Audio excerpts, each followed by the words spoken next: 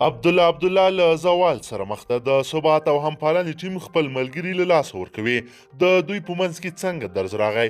جمعیت ګوند نور په ټوټه کېدو ده. د جمعیت ګوند اخط.ار عبدالله ته ویډیو را سره تر اخره وګورئ، په ډېرو حقیقتونو به پوه شئ. اسلامي جمعیت د ګوند مرستیال او د عبدالله ملاتړی احمد مسعود د خبرداري ورکړی چې که د عبدالله د ولسمشر محمد اشرف غني د وړاندیز پر بنسټ مصالحې عالی شورا ومني، دا ګوند به یې ملاتړ ونه کړي. ښاغلی مسعود BBC ته وویل چې د سیاسي هوکړې پر بنسټ باید یو ګډ حکومت رامنځته شي، د ټاکنو پایلې باطلې او اجرایي صدارت دې جوړ شي. ورته مهال د دې ګوند یو بل غړی وویل چې ټاکل شوي د سیاسي کړکېچ د پای ته رسولو لپاره د ثبات او همپالنې ټاکنډلې طرحه وروستی شي او سبا به له منځګړي پلاوي سره شریکه شي چې اړخ ته یې ورسوي. په همدې حال کې د افغانستان ولسمشرۍ ماڼۍ وایان صدیقي وایي ولسمشر غني او مرستیالان یې د سیاسي کړکېچ پای ته رسولو لپاره ژمن دي. د عبدالله په ډله کې خپل منځي اختلاف ښکاري چې لا هم د مصالحې عالی شورا مشرتابه په کابینه کې 50 سلنه برخه په اساسي قانون کې بدلون او همدارنګه د اجرایي صدارت جوړېدل د عبدالله په مشرۍ د ثبات او همپالنې د غړو ترمنځ دوه بېلابېل بحثونه دي.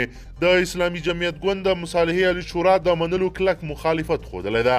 د یاد ګوند مرستیال احمد مسعود وویل دوی غواړي په افغانستان کې د وروستیو ولسمشریزو ټاکنو پایلې باطل اعلان شي.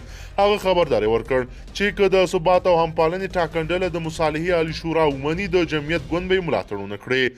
د افغانستان اسلامي جمعیت ګوند د سیاسي جوړښت د بدلون د ټاکنو د پایلو باطلېدو او د عادلانه سیاسي مشارکت غوښتونکی ده. موږ باوري یو چې سیاسي جوړښت د بدلون لپاره د لوی جرګې تر جوړېدو د صدارت اجرایي مقام دې رامنځته شي، د ټاکنو پایلې باطل اعلان شي او دواړو خواو ته د 50 سلنه برخه ورسیږي او د سیاسي تفاهم پر بنسټ د یو مشارکتي حکومت جوړ شي. جمعیت ګوند د مصالحې عالی شورا مشرتابه ته لیوالتیا نه لري.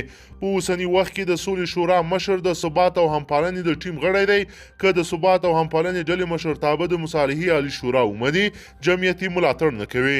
په تیرو 2 ورځو کې د ثبات او همپالنې ټیم سرچینو وویل د دې ډلې ځینو مشرانو د روغې جوړې یا مصالحې عالی شورا د مشرۍ ترڅنګ په کابینه کې 50 سلنه برخه منلې، خو د جمعیت، وحدت، جنبش او ملي پیوند د ګوندونو مشرانو چې په ولسمشرۍ ټاکنو کې د عبدالله ملاتړي وه، تېره ورځ د کریم خلیلي په کور کې سره لیدلي دي. په دې ناسته کې په خپله ښاغلی عبدالله ګډون نه درلود. د جمعیت ګوند یو غړی محی الدین مهدي وویل چې د غونډې ګډونوالو د جمعیت له دریځ نه ملاتړ وکړ او ټاکل شوي د ثبات او همپالنې د ټیم طرحه چې پکې د اساسي قانون بدلون او د صدارت رامنځته کول شامل دي له منځګړي شویو سره شریکه شي. بلخوا د عبدالله په مشرۍ د ثبات او همپالنې د ډلې یو بل مشر محمد محقق سره په خبرو کې د دې په ټیم کې اختلافونه ومنل، خو ټینګار یې وکړ چې دوی ټول د تفاهم غوښتونکي دي.